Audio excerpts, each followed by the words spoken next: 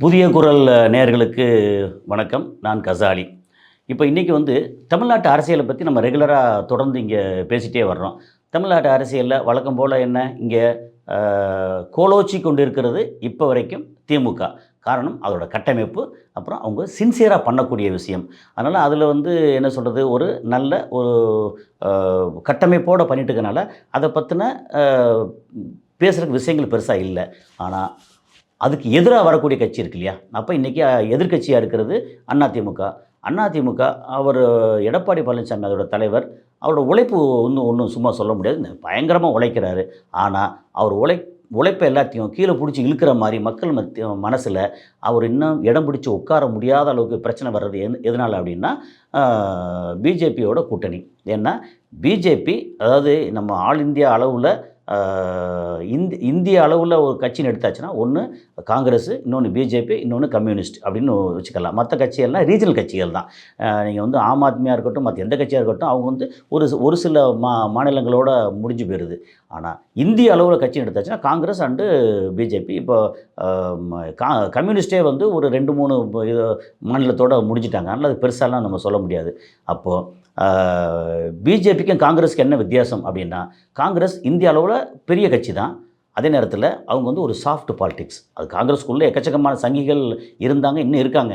ஆனால் பிஜேபி ரொம்ப போல்டாக நாங்கள் இப்படித்தான், நாங்கள் கிறிஸ்தவர்கள், இஸ்லாமியர்கள் இவங்களை விரட்டி விடுவோம், அவங்களுக்கு எதிரானது தான், எங்களுக்கு 80% இருக்கக்கூடிய இந்துக்கள் போதும் அப்படின்னு சொல்கிறாங்க. அந்த 80%த்தில் கிட்டத்தட்ட 25% தலித்துகள் இருக்காங்க இல்லையா, அவங்களுக்கும் எதிராக இருக்காங்க. அப்போது 80%த்தில் அந்த 25 அதுவும் போயிடுது அப்படின்னா 50-60% தான் மொத்தம் இந்துக்கள்னு சொல்கிறாங்க. அந்த இந்துக்கள்லேயே பிஜேபியை பிடிக்காதவங்க எக்கச்சக்கம் இருக்காங்களே, ஏன்னா இவங்களுடைய நடைமுறை பிடிக்காதவங்க. இந்த மாதிரி ஒரு சூழலில் தமிழ்நாட்டில் அதிமுகவோட அவங்க வச்சுருக்க கூட்டணி என்னென்னா, இப்போ சமீபத்தில் திருப்பரங்குன்றத்தில் கலவரத்தை உண்டு பண்ண ஆரம்பித்து அங்கே இஸ்லாமியர்கள் எல்லாமே அமைதியாக பார்த்துட்டு இருந்தாங்க ஒழிய, கூட இருக்கிற சகோதரர்கள் இருக்காங்க இல்லையா, இந்து சகோதரர்கள், அவங்க தான் பெரிய அளவுக்கு அந்த கலவரத்தெல்லாம் தடுத்து வரக்கூடாதுன்னு சொல்லி ரொம்ப பெரிய அளவுக்கு பண்ணாங்க. அரசு ரொம்ப ஸ்ட்ராங்காக போலீஸ் வச்சு பண்ணி முடித்தாங்க. இன்னும் திரும்ப கலவரத்தை உண்டு பண்ணுவோம் அப்படின்னு அந்த எச் ராஜா மாதிரி ஆட்களை வச்சு எல்லாம் பண்ணிட்டுருக்காங்க. அவருக்கு ஏற்ற மாதிரி நம்ம ஜிஆர் சுவாமிநாதன், அவர் இதுக்குன்னே வரம் வாங்கி வந்தவர் மாதிரி எப்போ பார்த்தாலும் இந்த பிரச்சனையை கொண்டு சேர்க்கணும் அப்படின்னா, இங்கே திருப்பரங்குன்றமாக இருக்கட்டும் அல்லது திண்டுக்கல்லில் இருக்கிற ஒரு சர்ச்சாக இருக்கட்டும் அப்படின்னு எல்லா இடத்துலையும் ஒரு வெறி பிடிச்சி சொல்லுவாங்க இல்லையா, அந்த மாதிரி ஒரு நீதியை நீதிபதி விமர்சிக்கிறது இல்லை. அந்த நீதிபதியோட, ஏன்னா அவர் தனி மனிதன், ஒரு ஜிஆர் சுவாமிநாதன் வெளியில் போய் கண்ணப்படான்னு பேசுகிறாரு. அப்போ ஒரு தனி மனிதன், ஒரு நீதிபதி வெளியே போய் பேசக்கூடாது இல்லை. ஆனால் அவர் வெளியே போய் கண்ணப்படான்னு பேசுகிறாரு, சனாதனம் அது அப்படின்னு சொல்லி பேசுகிறாருல்ல. அப்படிங்கும்போது அவரோட மனநிலையை பற்றி நம்ம பேசலாம் அப்படிங்கிறது தான் இது. அவர் கொடுத்த நீதிமன்றத்தை விமர்சிக்கிறது இல்லை. ஜிஆர் சுவாமிநாதன், ஹெச் ராஜா, அது மாதிரி சில கூட்டம் இருக்காங்க. அவங்களுடைய அஜெண்டாவே என்னென்னா, தமிழ்நாட்டில் பெரிய அளவுக்கு பிரச்சனை உண்டு பண்ணுறது அப்படின்னு. இது நம்ம தமிழ்நாட்டு மக்களுக்கு ஏற்கனவே நல்லா தெரிஞ்சு போச்சா.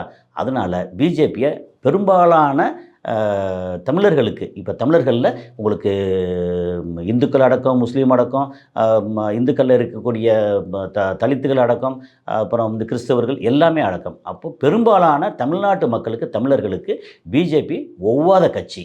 அந்த பிஜேபியை தூக்கி சுமக்கிற அதிமுகவும் இப்போதைக்கு கீழே கொஞ்சம் இறங்கிட்டு இருக்கு. இது நம்மளுடைய தனிப்பட்ட இதில் வெளியில் நிறைய கேட்கும்போது அதிமுக ரெட்டைகளை இதெல்லாம் ஓகே தான். ஆனால் அந்த அதிமுக வேறு வழி இல்லாமல் இவங்க பண்ண அடித்த கொள்ளையை சரி பண்ணுறதுக்காக அவங்கள தோளை தூக்கி சுமக்கிறாங்களே, அது சரியில்லை அப்படின்னு பெரும்பாலான மக்கள் அவங்களுக்கு எதிராக இருக்காங்க. அந்த நேரத்தில் தான் கரெக்டாக ஒரு புதுசாக ஒரு கட்சி சேர்ந்துச்சு, தாவேகா.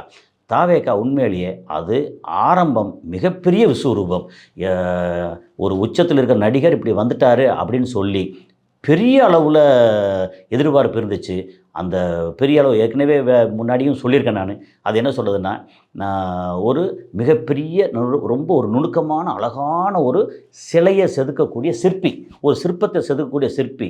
அவர் கடைசியில் அங்கே சிற்பம் அப்படியே முடியாமல் அப்படியே கடைசியில் ஒரு அம்மி கொத்துறதுக்கு அவரை போட்டால் எப்படி இருக்கும், கஷ்டப்பட்டு அம்மி கொத்திட்டு இருப்பாங்க. அந்த மாதிரி விஜய் அப்படிங்கிற ஒரு கரிஷ்மா, ஒரு வசீகரம், ஒரு மிக பிரம்மாண்டமான பெரிய எதிர்பார்ப்புக்கு உள்ளான தமிழ்நாட்டு மக்களுக்கு, இளைஞர்களுக்காக இருக்கட்டும், ஒரு மத்திய வயதுக்காரராக இருக்கட்டும், அவங்களுக்கு விஜய் ஒரு மிகப்பெரிய என்ன சொல்றது, எதிர்பார்ப்பை குடுத்த ஒருத்தர். ஒரு மிகப்பெரிய சிற்பி. அவர் இப்போ சிபிஐ போறதா, இங்க போறதா, த ஜனநாயகன் ரிலீஸுக்கு பண்றதா, வெளிய வந்து பேச முடியாம, அவங்களோட கூட இருக்கிற ஆட்களே வந்து நெறையா அவர குழப்பி குழப்பி விட்டு, அப்படின்னு ஒரு விஜய் என்ற மிகப்பெரிய ஒரு அற்புதமான ஒரு சிற்பியை அம்மிகொத்த வச்சுக்கிட்டு இருக்காங்க. அப்படிங்கிறது தான் இன்றைக்கோட நிலைமை. அவர் நேற்று திரும்ப 19ஆம் தேதி அங்கே டெல்லிக்கு போய் சிபிஐயில் பேசினாங்க. என்ன பேசினாங்கன்னு நமக்கெல்லாம் தெரியாது. வெளியில் என்ன பேசினாலும் அது எல்லாமே அவங்களோட சொந்த கற்பனை. ஏன்னா சிபிஐ கண்டிப்பாக வந்து அவங்களுடைய என்ன பேசினாங்க, என்ன இதெல்லாம் லீக் பண்ண மாட்டாங்க. ஆனால் இதெல்லாம் சொல்லியிருக்காங்க.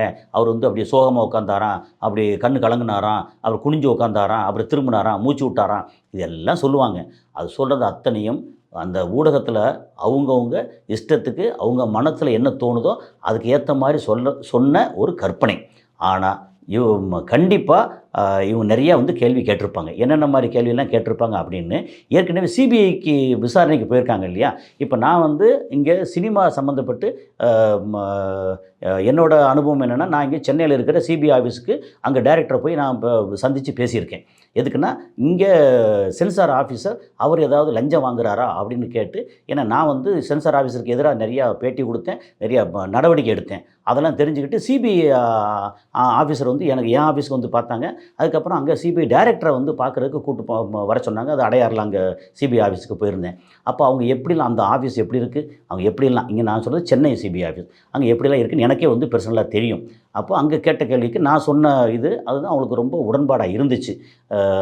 அங்கே வந்து அப்போ மதியழகன் ஒருத்தர் சிபிஐ ரீஜனல் ஆஃபீஸராக இருந்தார். ஸோ அதனால் சிபிஐ வந்து என்ன மாதிரிலாம் கேட்பாங்க, அவங்க எப்படி அப்ரோச் பண்ணுவாங்க அப்படின்னு அங்கே போயிட்டு வந்தவங்களுக்கு தெரியும். அதை பேஸ் பண்ணி தான் விஜய்க்கு வந்து இப்படிலாம் கேள்வி கேட்டிருப்பாங்க அப்படின்னு சொல்லுவாங்க.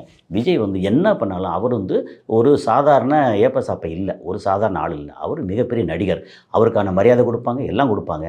என்ன, அவர் அங்கே இருக்கும்போது, அவர் சாட்சியாக இருக்கும்போது 41 உயிர்கள் வந்து மரணம் அடைஞ்சிருச்சு. அதுக்கு விஜயும் ஒரு காரணம் அப்படின்னு கொண்டு வந்து சேர்க்கலாம். அதில் பின்னாடி வந்து எக்கச்சக்கமான அரசியல் கண்டிப்பாக வந்திருக்கும். அது இங்கே உள்ள தாவேகாவினர் என்ன சொல்கிறாங்க, திமுகவோட கைங்கரியம், திமுக கை இருக்குன்றாங்க. இதில் திமுக கை இருக்கு இல்லை அது சொல்லவே முடியாது. அரசியலில் எது வேணாலும் சாத்தியம். ஆனால் அதே அரசியல் புரிதல் எப்படின்னா, திமுக கண்டிப்பாக தாவேகாவை ஆதரிக்காது. அதை வந்து கீழே தள்ளி விட்றதுக்கு எல்லாம் ட்ரை பண்ணுவாங்க. அப்புறம் அதிமுகவும் அதே மாதிரி தான். நாம் தமிழர் கட்சியும் அதே மாதிரி தான். தாவேகாவோட கூட்டணி இருந்தால் ஓகன்னு தூக்கி கொண்டாடியிருப்பாங்க. கூட்டணி வர முடியலை. அப்போ என்னாச்சு, அவங்கள வந்து காலை பிடிச்சி கீழே இழுப்பாங்க. இப்படி ஒவ்வொருத்தருக்கும் அஜெண்டா இருக்கும்போது இதெல்லாம் எதிர்த்து நின்று தான் வளரணும். அதாவது இதில் அக்ரிகல்ச்சரில் சொல்லுவாங்க, கொஞ்சம் லேசாக வளர்ந்துக்கிட்டு இருக்க மரம் வெட்டும்போது வெட்ட வெட்ட வீரியமாக கிளை விட்டு வளரும்னு சொல்லுவாங்க.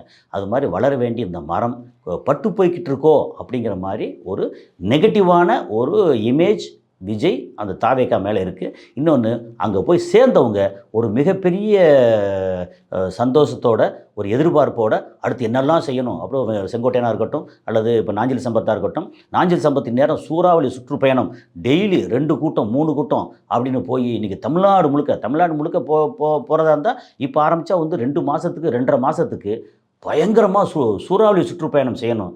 ஆனால் அவர் என்ன பண்ணுறான்னு தெரியல. செங்கோட்டையன் வந்து நிறையா என்னென்ன இடத்துக்கு போகணும், அவர் தலைவர் போகணும், மற்றவங்க போகணும், வேறு பேச்சாளர் கொண்டு வந்து சேர்க்கணும் அப்படின்னு பயங்கரமாக பிளான் போட்டு டூர் ப்ரோக்ராம்லாம் பண்ணணும். அவர் என்ன பண்ண தெரியாமல் அவர் உட்காந்துக்கிறார் பாவம். அது போக இதில் வந்து ரொம்ப ஆக்டிவாக பண்ணக்கூடிய, எனக்கு தெரிஞ்சு பண்ணக்கூடிய ஒரே ஒருத்தர் தான் ஆதவ அர்ஜுனா. அவர் வாய்ஸ் ஆஃப் காமன் வச்சு, அது போக வந்து நம்ம இப்போ சமீபத்தில் சேகுவாரான்னு ஒரு தம்பி சொல்லிட்டு இருந்தாப்புல, ஹனி ட்ராப் விஷயத்தை சொன்னதாப்புலையா, அந்த மாதிரி தவறான நெகட்டிவான விஷயங்களை அவர் ரொம்ப சுறுசுறுப்பாக பண்ணிகிட்ருக்கிறாரு. அது என்ன ஆகும் அப்படின்னு சொல்லியாச்சுன்னா, தாவேகாவுக்கு நல்ல பேர் கிடைக்காது. நீங்கள் என்ன வேணாலும் ஒருத்தரை வந்து பலகீனத்தை, ஏன்னா எல்லா மனுஷங்களுக்கும் பலம் இருக்குது, பலகீனம் இருக்குது. பலகீனத்தை நீங்கள் வந்து ரொம்ப கோடிட்டு காமிச்சு, ரொம்ப இறுக்கி பிடிச்சி, அவர் இந்த பொண்ணோட போனார், இந்த காசு வாங்கினார் அப்படின்னு சொன்னீங்கன்னா, அதனால் என்ன ஆகும்னா, தாவேகா வந்து அவர் எதிர்த்து பேசுகிறது குறையலாமே ஒழிய, ஆனால் ஒருத்தர் இல்லை அப்படின்னா இன்னும் 4 பேரை திமுக மாதிரி கட்சிகளை உருவாக்கி வைக்கும். அப்போது அந்த மாதிரி நேரத்தில் நீங்கள் அதை மற்றவங்கள சப்ரஸ் பண்ணுறது ரொம்ப மெனக்கெட்டு செலவு பண்ணி பண்ணுறதை விட, தாவேகா வளர்க்குறதுக்கு என்னெல்லாம் பண்ணணுமோ அதெல்லாம் பண்ணுறது தான் அந்த கட்சிக்கு எந்த ஒரு கட்சியாக இருக்கட்டும் அதுக்கு வந்து ஒரு சரியான விஷயமா இருக்கும்.